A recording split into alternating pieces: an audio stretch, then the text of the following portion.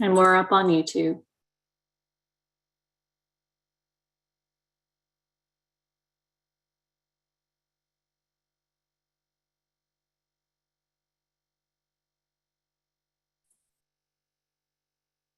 Hello, everybody. Hey, Keith. How are you, sir? Hey, Keith, I got your text. I'm sorry I didn't call you back. I was out this weekend, but I'll call you tomorrow. Oh, no problem. I know we'll catch you.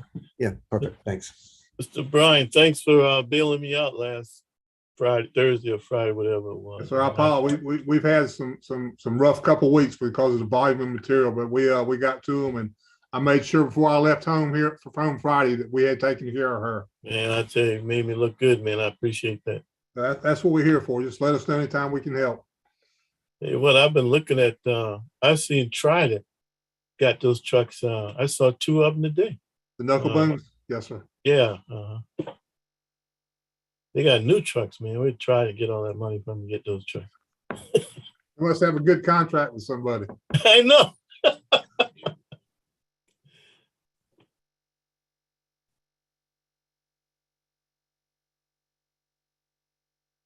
And Hello, Mr. Mr. Mayor. All right. Ms. Cook, looks like we got everybody. Yes, sir. All right, let's call the meeting to order. And I'll get my good brother in Christ with Catholic Church, Councilman Shahid. Thank you, Mr. Chairman. And I feel like the mayor and I attended so many prayer sessions last week that we made up for some lost time. But I appreciate what we had done last week with the national prayer meeting we had and some other events along the way. So as we gather here today, we ask for the Lord's blessing to watch over us and protect us, to give us wisdom and courage, and to always do the will of the people of the city of Charleston. In his name we pray, amen. Right, thank you, Council Member. Let's entertain a motion to approve the minutes from April 25th. So moved. Second. Probably moving second. Any questions on those minutes? Hearing none, all in favor, please say aye. Aye. All right, ayes have it. Item E, acceptance and dedication of rights of way. Point Hope, Mr. O'Brien. Yes, sir, Mr. Chairman. Thank you. Point Hope subdivision is a subdivision being developed off of Clements Ferry Road by the Cainhoy Land and Timber Company. And this is a small portion. It's portions of 2 street and 1 whole street. And we're asking to dedicate and accept them into the city system. All the infrastructure has been completely built and inspected by the city, and we're in good shape there. All right, good. Got a motion on that out there? So moved. Probably moving. Second. Probably moving second. Any more questions about Point Hope? Hearing none, all in favor, please say aye. Aye. All right. F, temporary encroachments, Mr. O'Brien, anything unusual? No, sir. We had several right angle signs this time, and those signs have to go through the BAR and zoning for approval, and all of them meet the requirements and have been inspected for height safety by our inspector. And so we're recommending all those for approval and given to the committee as information only. Thanks again. We depend on you, anything that's out of the norm. Mr. Mayor. So thank you, Mr. Chairman. Tom, I don't normally see us approving one for a sewer line and a stormwater pipe and box unless it's our own. Are those private, I presume, the sewer line and the stormwater? Yes, sir. They're a portion in the city right away, and that just makes sure that portion is the maintenance requirement goes to the owner and the person's accepting the responsibility of the encroachment. Yes, sir. So I must admit to y'all, I always find it kind of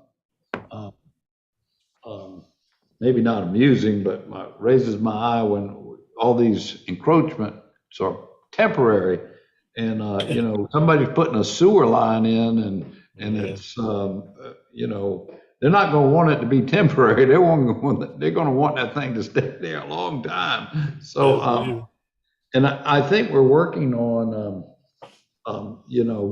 some good way of with our GIS system to identify where all these things are, just so we we know about them all the time. I mean, every meeting, we approve another 8 or 10 temporary encroachments. They must be all over the place. Yes, sir. And Mayor, just for the record also, anytime we have anything to do with stormwater in the right of way, Benji Smith, who works for Mr. Fountain in their maintenance coordinate, we coordinate to get his approval of those items too. We're not just making sure people putting things that aren't required and meet our standards. So we do take that as part of the process.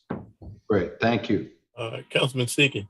Thank you, Mr. Chairman. Tom, the mayor sort of led me to the same question that I was going to ask is, once we issue these temporary encroachment permits, do we have a method by which we monitor and sort of figure out when the encroachment period is ending so we can make sure it then goes away?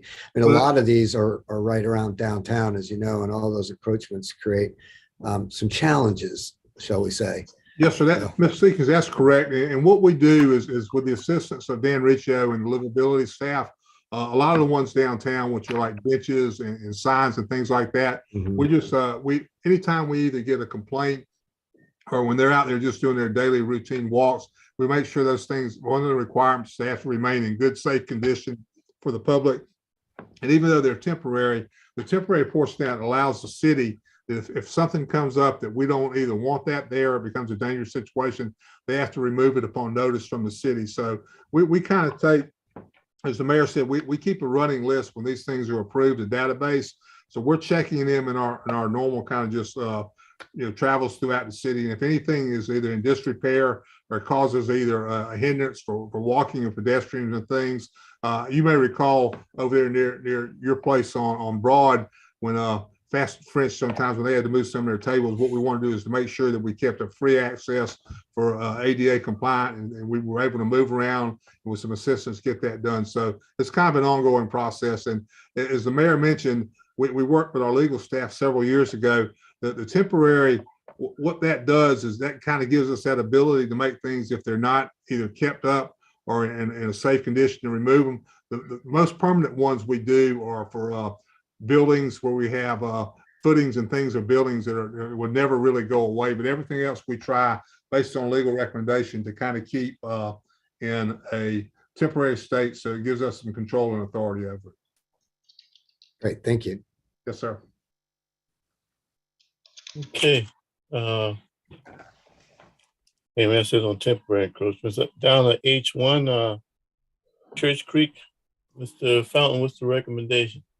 Yeah, thank you, Mr. Chairman. So this is the recommended approval to award the basically the first construction contract to IPW Construction LLC, $246,604.25 for the Church Creek flood storage projects. This is the one of the smaller projects at Mallard Court, where we're basically taking, again, some of these buyout properties from previous flood events and retrofitting them into providing both flood storage to reduce the impacts of flooding on the community, but using natural features to promote sort of the Dutch Dialogues approach of an ecologically functional area that also has some passive neighborhood amenities, such as walking trails or benches or picnic tables. Listen, Mr. Fountain, I want to thank you for these grants that all of a sudden, they don't pay on our agenda by automatic. A lot of these grants, Mr. Fountain, I didn't remember them, frankly, until you came on. So I really do appreciate you refer to it as NIFWA or whatever, but the National Fish and Wildlife Implementation Grant. I mean, these things are coming in right on time, man. So thank you and your staff for all you're doing to help us get this additional funding. Any additional questions on behalf of, first, let's get a motion on the floor. Get a motion, please. And then I'll entertain this. I so move. Properly moved and seconded by Councilman Shade. Councilman Shade, I saw your hand. Matt, maybe I missed it, but what was the breakdown between the grant from the National Fish and Wildlife? What would their kick-in be? Yeah, so Councilman, the National Fish and Wildlife Foundation grant is for this, what we call like a basket of projects in Church Creek. It's this Mallard Court work. It'll be a follow-on expansion at Wolk Drive, the Bridge Point Townhome Ecological Park, and then some work we'll be doing down kind of in the city's canal near Crosstown Church. So the combined contribution from National Fish and Wildlife Foundation is around $1.3 million for those projects. Then we'll basically see what the city's match will be based when we get in for construction bidding. We'd originally been looking at around the grant probably covering around 40%. I think with some of the construction inflation we've seen, we'll probably be down more like in the 33% range.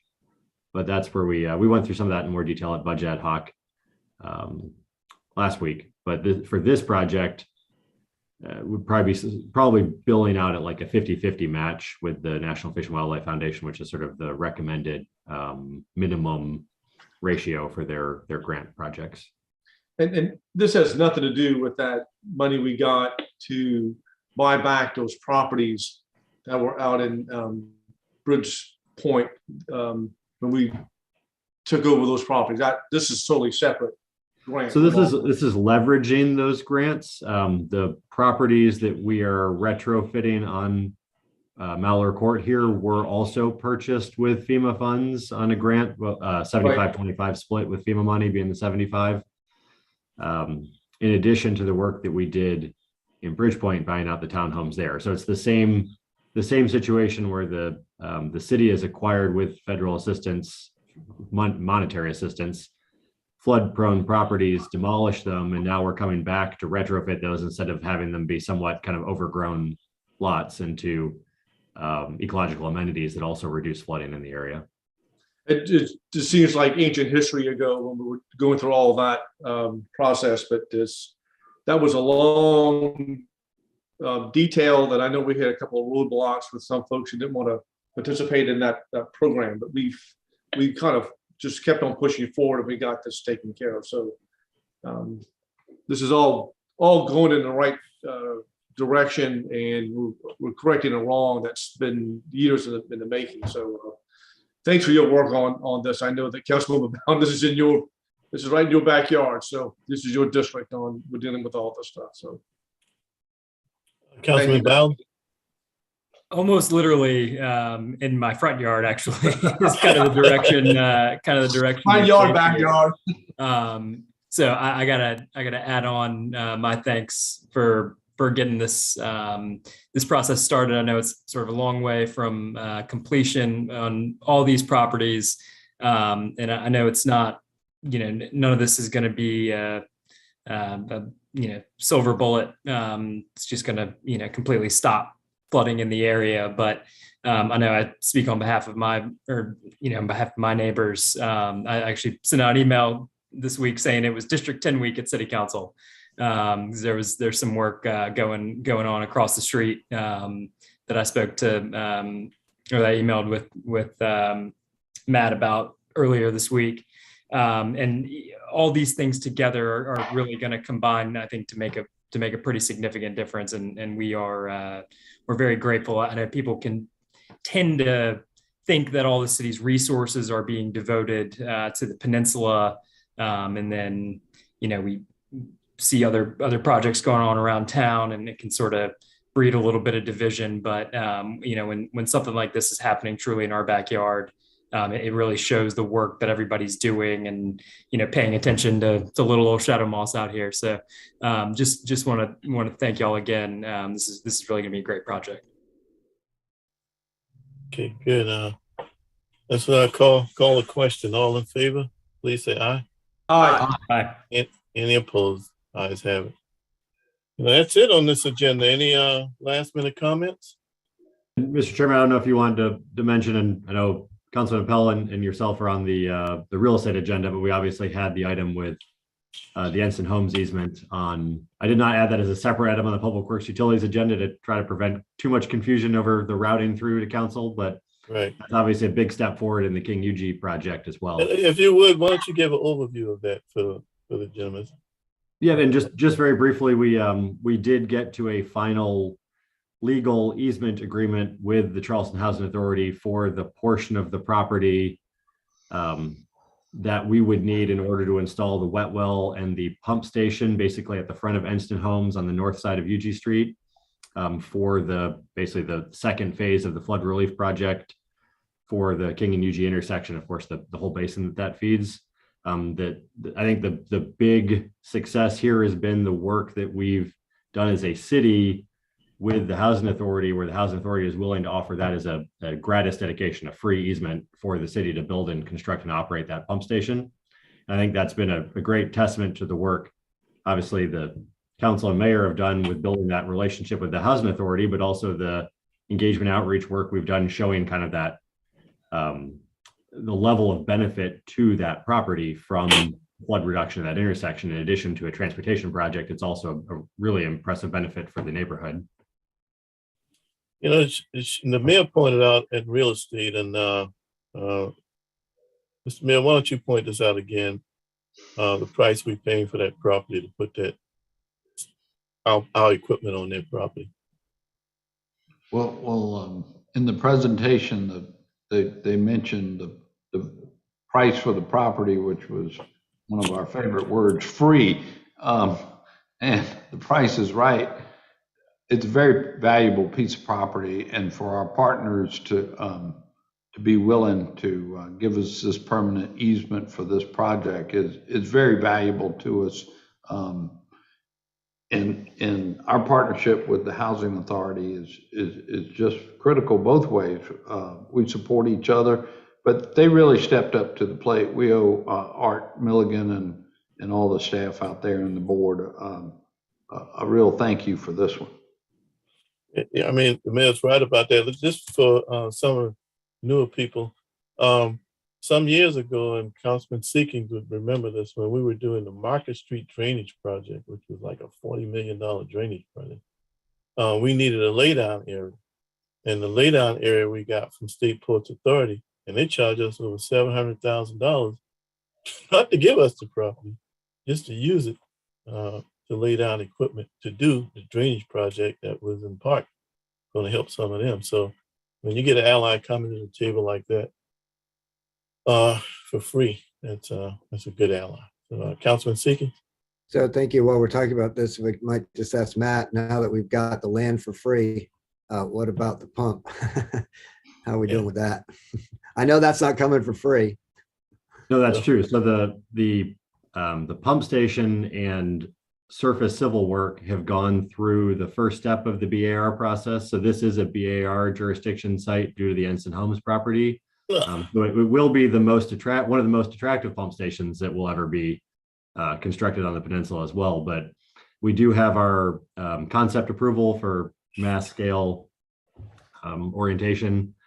We're finalizing our architectural design, kind of continuing through that BAR process. We've submitted with the TRC process for the design work and working with DOT for the pipes that have to go under the interstate to get to New Market Creek, and working with the Army Corps of Engineers on their permit for the discharge into New Market Creek.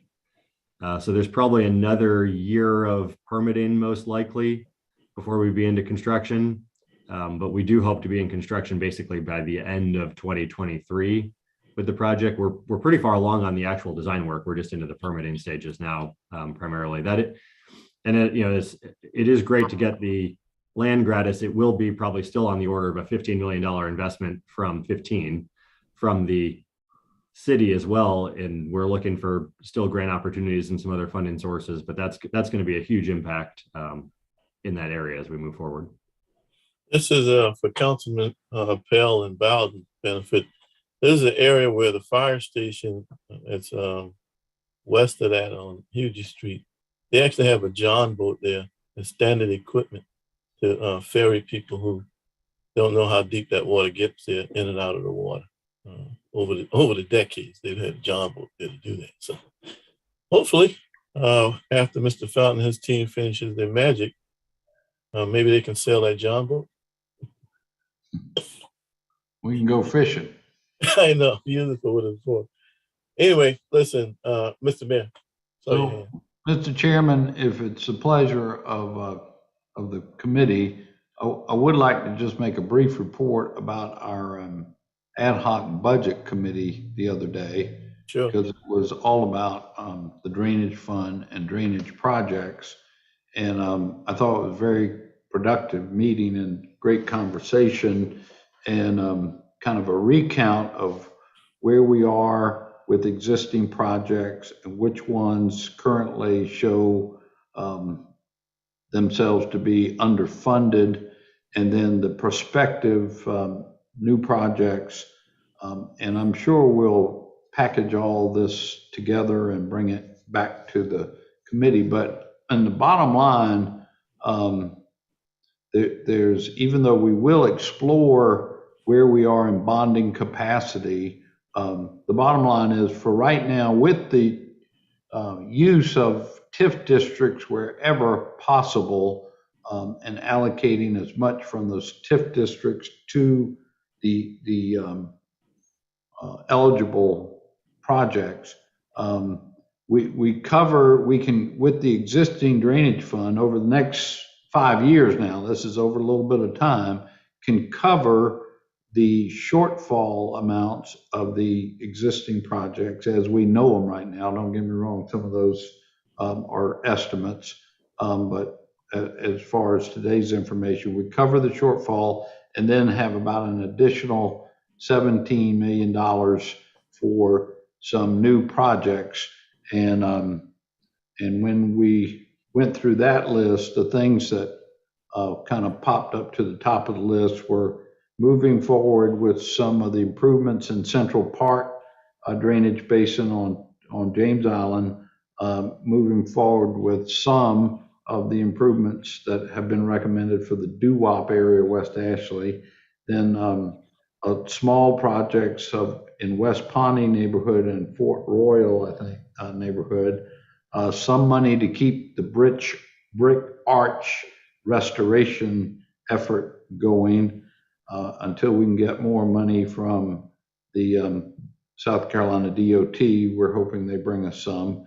$1.5 million to go ahead and start the design, both concept and design on what we would do, Councilmember Seekings, with Long Lake and the west side of Calhoun Street. And then also a similar amount to start the design and concept for what really needs to happen with the Long Branch Basin now that we're moving forward with the pipe underneath Glen McConnell to Lake Dotterer.